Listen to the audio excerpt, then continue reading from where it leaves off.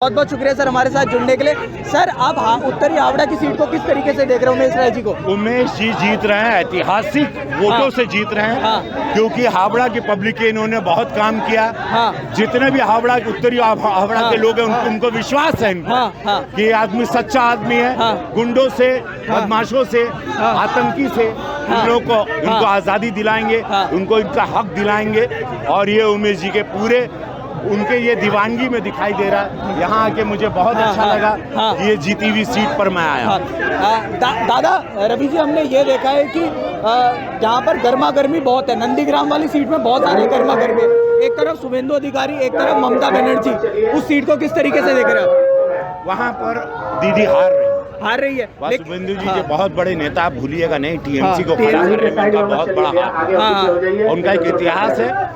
उनकी 4 जनरेशन से लोग वहाँ सेवा कर रहे हैं। इन्होंने अपनी शादी ब्याह गृहस्थ आश्रम नहीं किया। वो सेवक है और जनता सेवक को जिताती है। जनता मोदी जी को जिताती है, जनता योगी जी को जिताती है, जनता सिर्फ सेवक को जिताती है। जनता अभी किसी और ड्रामे में नहीं फंसेगी, किसी इमोशनल चक्कर में नहीं फंसेगी कि मेरा पैर टूट गया, हाथ टूट गया। जनता है कि मुझे आपने दिया क्या? केंद्र ने जो चीजें आपको भेजी हैं वह केंद्र कलकत्ता के बाहर क्यों रुक जाती है? गरीबों को उनका घर क्यों नहीं मिलता? गरीबों को उनका राशन क्यों नहीं मिलता? 5 लाख रुपए मेडिकल के क्यों नहीं मिलते गरीबों को? जितनी सारी सुविधाएं, किसानों को 6,000 रुपए जो महीना मिलता है वो क्यों नहीं मिलता? ये सारे सवाल के जवाब दीदी को देने हैं। दादा मुद्दे बहुत सारे हैं, लेकिन दीदी द्वारा अब धमकाया जा रहा है। दीदी बोल रही है कि एक बार वहाँ से फोर्स हट जाए तब देख लिया जाएगा। एक एक को धमका रही है अभी भी दीदी। देखिए बात है कि जब दीदी धमकाए या जो भी करे, 2 मई को दीदी गई। 2 मई को दीदी गई। और वहीं पर एक कार्यकर्ता भी है, वो ये बोल रहे हैं जो टीएमसी में बीजेपी पर आए हैं उनका हाल अच्छा नहीं होगा। इस तरीके की बातें करी जा रही है। बात वो जो भी करें, लेकिन जब उनकी सरकार रहेगी तभी कर पाएंगे ना। उनकी सरकार ही नहीं रहेगी तो क्या गुंडागर्दी? जय श्री राम के नारों से भी बहुत चिढ़े दीदी को। तो ये भगवान का नाम है भाई। काली माई को हम लोग प्रणाम करते हैं। मैं हर हर महादेव का नारा घोष करता हूँ। नमः पार्वती पते हर हर महादेव। ये सारी शक्तियां हैं, इससे आप कैसे नफरत कर सकते हैं? दादा हमने देखा, लेकिन अब चंडी का पाठ कराया जा रहा था दीदी द्वारा, क्यों ऐसा? पहले यही है, ये मोदी जी का मैजिक है। वो सारे राहुल गांधी जी को जनेऊ कुर्ता के ऊपर पहनवा देते हैं। उनके आते सब लोगों को श्लोक और मंत्र याद आने लगे। कल शोभा मजुमदार की भी डेथ हो गई, जिनको 28 फरवरी को मारा गया था। उस पर भी राजनीति हुई कहीं ना कहीं।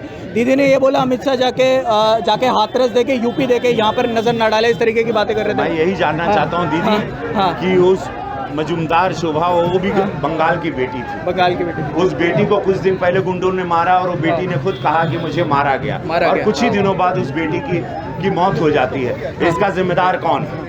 उस मौत का जिम्मेदार कौन है? इन हत्याओं का 130 से ज्यादा भारतीय जनता पार्टी के कार्यकर्ताओं की हत्या हुई। उसका जिम्मेदार कौन है?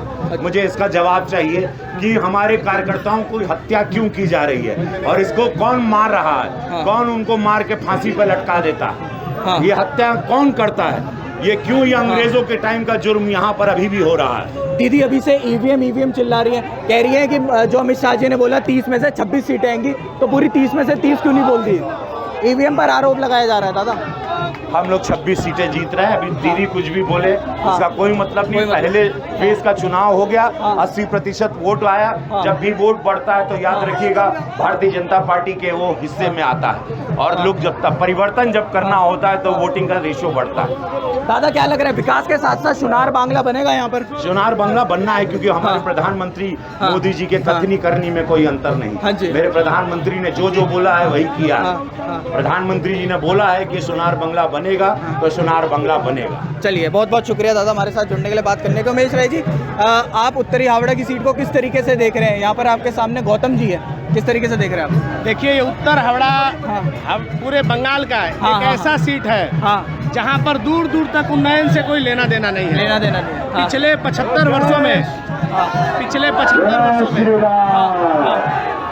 बंगाल में क्या उन्नयन हुआ नहीं हुआ मुझे नहीं पता, लेकिन उत्तर हावड़ा की जनता को ना एक सरकारी अस्पताल मिला, ना ना एक कॉलेज मिला, ITI इंस्टीट्यूट मिला, लोगों को पीने का पानी जो मिलता है वो गंदा आता है, जल निकासी की व्यवस्था ध्वस्त है, बेरोजगारों के लिए कोई ITI स्टैंड नहीं है।